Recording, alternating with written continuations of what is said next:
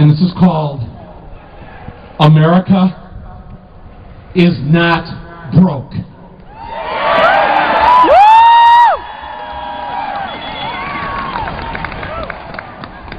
And that's right, neither is Wisconsin. America is not broke. Contrary to what those in power would like you to believe, so that you'll give up your pension, cut your wages, and settle for the life your great-grandparents had, America is not broke. Not by a long shot. The country is awash in wealth and cash. It's just that it's not in your hands. It has been transferred in the greatest heist in history from the workers and consumers to the banks and the portfolios of the uber rich.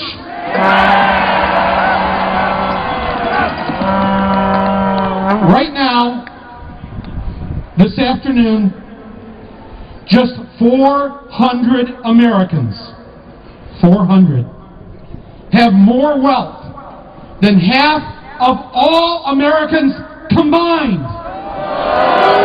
No! Let me say that again. And please, someone in the mainstream media, just repeat this fact once.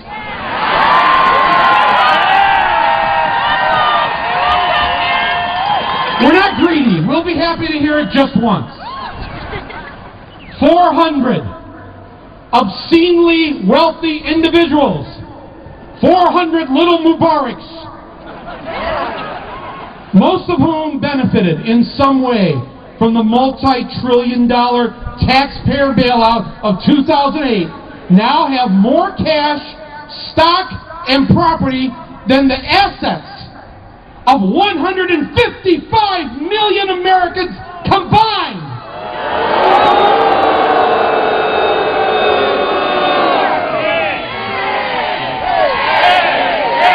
It is a shame.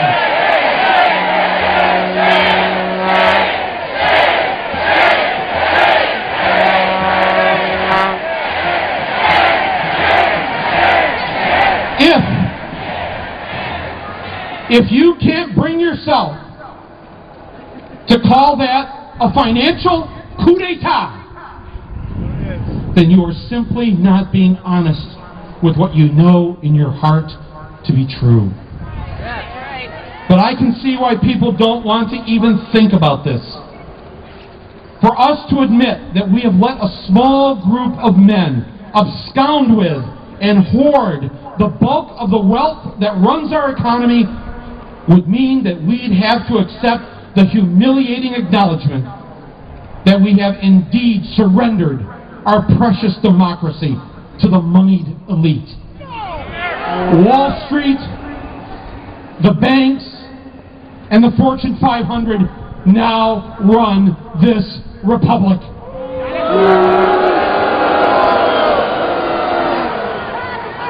And until this past month, here in Madison, Wisconsin, the rest of us, until then, have felt completely helpless, unable to find a way to do anything about it. Now, just like your soon-to-be ex-governor,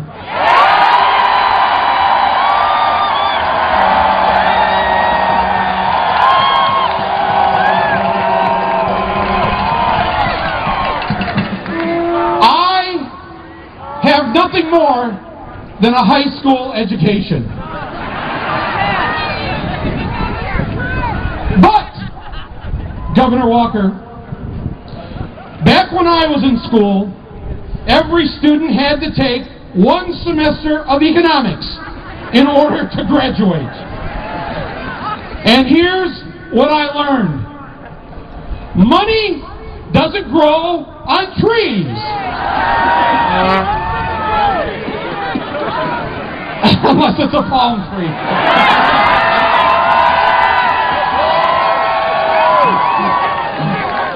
It grows when we make things. It grows when we have good jobs with good wages that we use to buy the things we need. And guess what? That creates more jobs. It grows when we provide an outstanding educational system.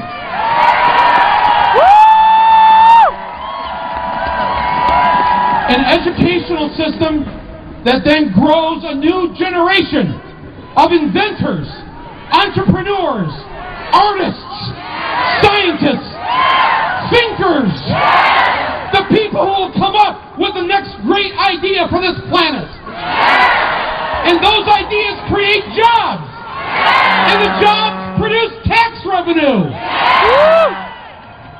But the few who have the most money don't want to pay their fair share of the taxes. They'd rather invest it in a gambling casino known as Wall Street, betting for or against the stock market or against your home mortgage. And the entire population suffers because that wealth has been removed from circulation. What's so cynical about this is that the very people who don't pay their taxes crash our economic system. They created the unemployment, which has caused less tax revenue. And states like Wisconsin have ended up with a so-called budget crisis. But Wisconsin is not broke. It's one of the three biggest lies of the last decade. What are the three biggest lies? Let's repeat them. Number one, Wisconsin is broke. Number two, there's weapons of mass destruction in Iraq. And number three, the Packers need Favre in order to win the Super Bowl.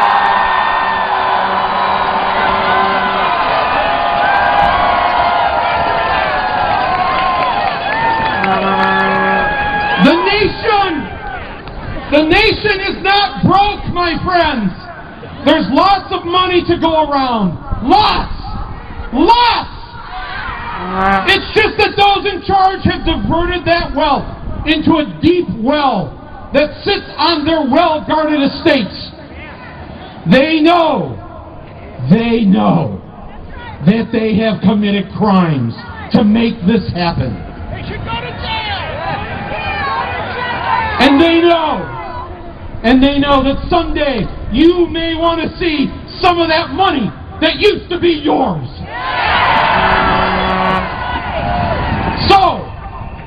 So they have bought and paid for hundreds of politicians across the country to do their bidding for them. But just in case that doesn't work, they've got their gated communities. They've got their luxury jet that's always fully fueled, the engine's running, waiting for that day that they hope never comes. To help prevent that day when the people demand their country back, the wealthy have done two very smart things. Number one, they control the message. By owning the media, they have expertly convinced many Americans of few means to buy their version of the American dream and vote for their politicians. Their version of the dream says that you too might be rich someday. This is America, where anything can happen if you just apply yourself. They have conveniently provided you with believable examples to show you how a poor boy can become a rich man. How the child of a single mother in Hawaii can become president of the United States. And how a guy with a high school education can become a successful filmmaker. Don't fall for it! They will play these stories for you! so that the last thing you'll want to do is upset the apple cart. Because yes, you too might be rich, president, Oscar winner someday. The message, though, is clear. Keep your head down. Keep your nose to the grindstone. Don't rock the boat. Be sure to vote for the party that protects the rich man that you might be someday. And here's the second smart thing the wealthy have done. They've created a poison pill that they know you will never want to take. It's their version of mutually assured destruction. And when they threatened to release this weapon of mass economic annihilation in September of 2008, we blinked. As the economy and the stock market went into a tailspin, and the banks were caught conducting a worldwide Ponzi scheme, Wall Street issued this threat: either hand over trillions of dollars from the American taxpayers, or we will crash this economy straight into the ground. Crash it straight into the ground. There's a word for that, isn't there? Terrorism. It's a form of terrorism, isn't it? Fork it over, or it's goodbye savings accounts. Fork it over, or it's goodbye pensions. Fork it over, or it's goodbye United States Treasury. Fork it over, or it's goodbye jobs and homes and future. It was friggin' awesome! And it scared the crap out of everyone. Here, take our money. We don't care. We'll even print more for you. Just take it. But please, please leave our lives alone. Please. The executives in the boardrooms and hedge funds could not contain their laughter or their glee. And within months, they were writing each other huge bonus checks and marveling at how perfectly they had played a nation full of suckers. Millions lost their jobs anyway, and millions lost their homes. But there was no revolt. Until now!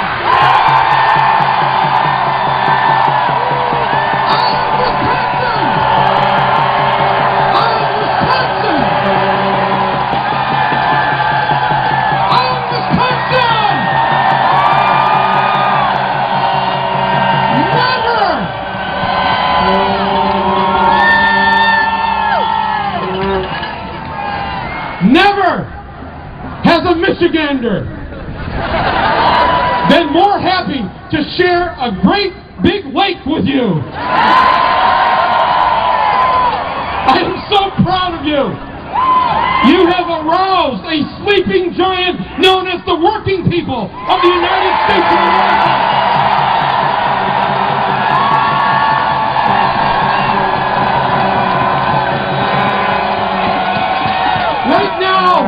Right now, the earth is shaking and the ground is shifting under the feet of those who are in charge. Your message has inspired people in all 50 states. And that message is, we have had it! We have had it! We have had it! We have had it! We have had it! We have had it! We have had it! We have had it! We have had it! We have had it! We have had it! We have had it! We have had it! We have had it! We have had it! We have had it!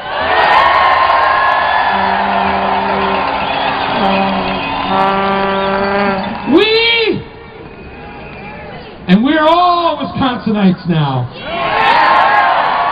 We rejected anyone who tells us that Wisconsin or America is broke or broken. It's just the opposite.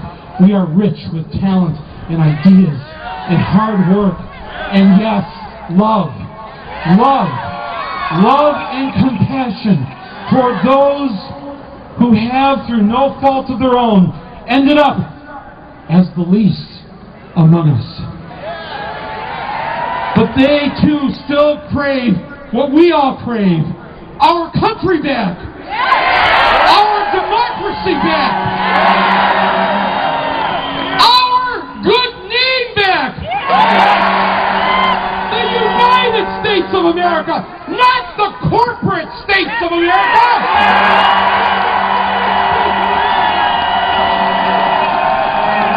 The United States of America. The United States of America. The United States of America. The United States of America. The United States of America. The United States of America. The United States of America. The United States of America. So, how do we get this? Well, we do it with a little bit of Egypt here and a little bit of Madison there. And let us pause for a moment and remember that it was a poor man with a fruit stand in Tunisia who gave his life so that the world might focus its attention on how a government run by billionaires, for billionaires, is an affront to freedom, morality, and humanity. Thank you, Wisconsin. You have made people realize that right now is our last best chance to grab the final thread of what is left. What is left for us is who we are as Americans. For 3 weeks you have stood in the cold, slept on the floor, skipped out of town to Illinois. Whatever it took, you've done it. And one thing is certain: Madison is only the beginning!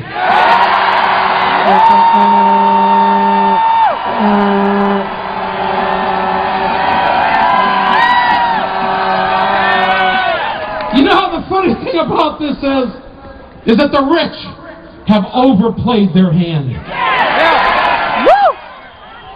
You know, they couldn't have been just content with the money that they raided from our treasury. They couldn't be satisfied by simply removing millions of jobs and shipping them overseas.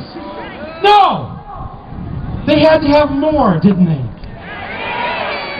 Something more, though, they wanted than all the riches in the world. They had to have our soul.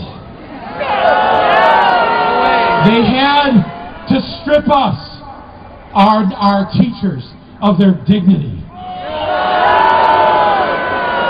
They had to shut us up and shut us down so that we weren't even allowed at the table to bargain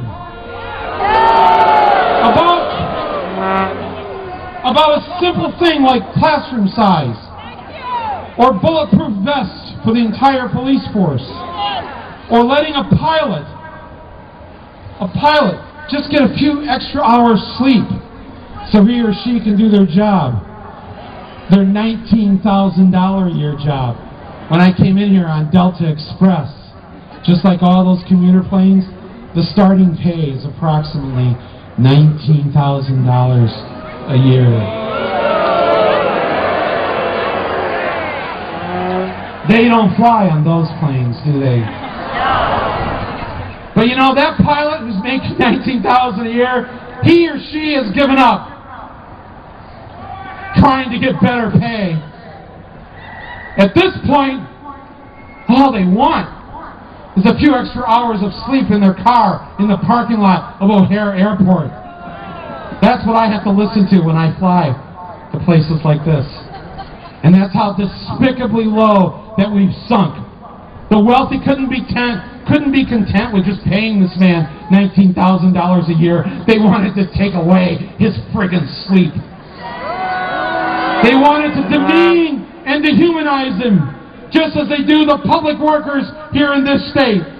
Because after all, he's just another slob.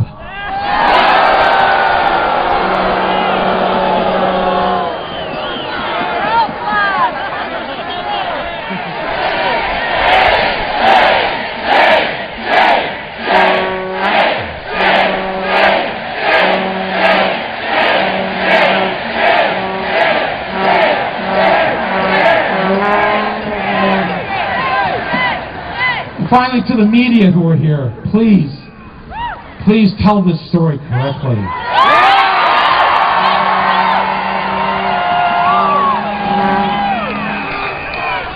I've only been here an hour, and I'm shocked by what I've seen and I haven't seen watching this on television or reading it in the mainstream paper. You know, all the pundits said they were caught by surprise when Egypt revolted. And they don't still understand after nearly 3 weeks what's going on in Madison. They're completely flummoxed by it because they're like, well, but there was an election in November. Oh, what's going on here? Well, there's something happening here, and you don't know what it is, do you?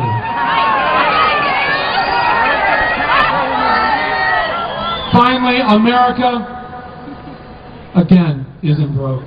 The only thing that's broke is the moral compass of the rulers. And we aim to fix that compass and steer the ship ourselves from this point on.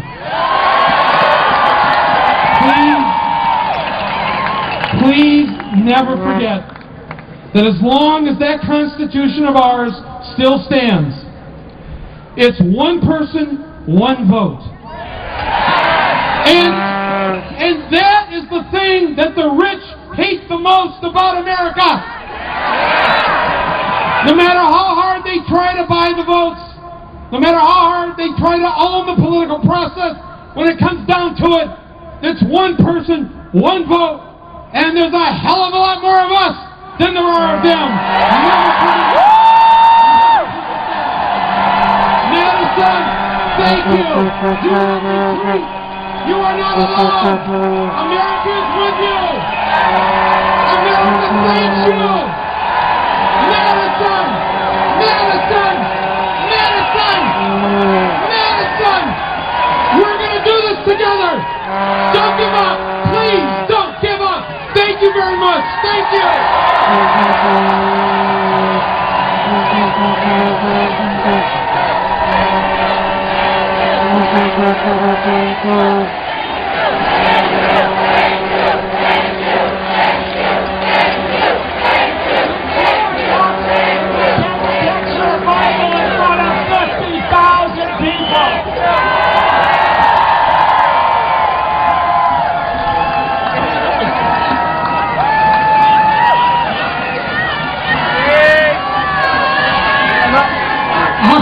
I don't know what that was about, but thank you again.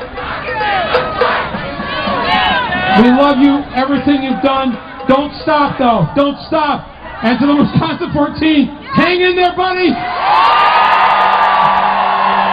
Every one of you men and women. On behalf of the Wisconsin Wave and all the people of Wisconsin, thank you to Michael Moore for coming out and joining us here.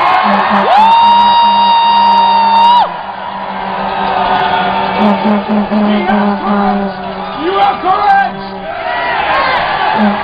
Michael. All right, and please recognize leaders of our firefighters. I want to present Michael with a button to the Wisconsin Wave.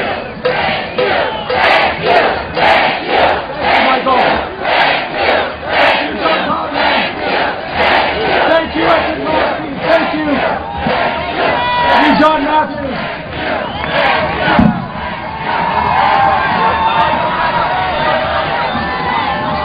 And I've been told the firefighters are going to line up.